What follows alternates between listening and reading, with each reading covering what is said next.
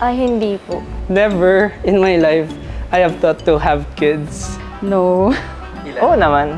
Siguro mga Sandosena. Hindi, joke lang. Hindi ko pa naisip magkaroon ng anak kasi una, hindi ko pa masuportahan yung sarili ko. Paano pa kaya yung isa pang tao? At saka ayoko naman siyang iluwal sa mundo na ganito.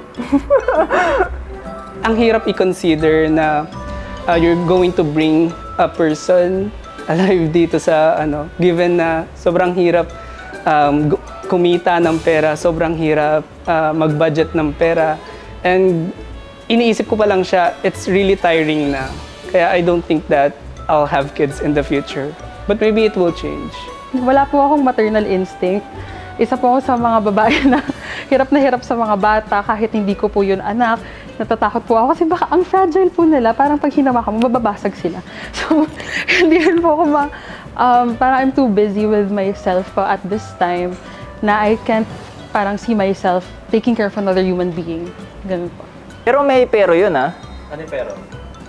Kasi ang sabihin natin na gusto kong magkaanak or yung mapapangasawa ko is, diba, syempre, kung doon tayo pupunta, syempre, bago natin isipin yung mga bagay na yun, na gusto namin magkaanak, na ganyan, syempre, number one is, kailangan budgetan mo yan. Siguro po magbabago pero sa ngayon hindi po talaga kasi parang marami pa po talaga akong gustong gawin sa buhay at saka parang mas uunahin ko po muna yung personal growth ko kaysa para makatulong po at saka ang hirap din po kasing dumagdag ng isa pang tao dito sa mundo kaya hindi pa po talaga.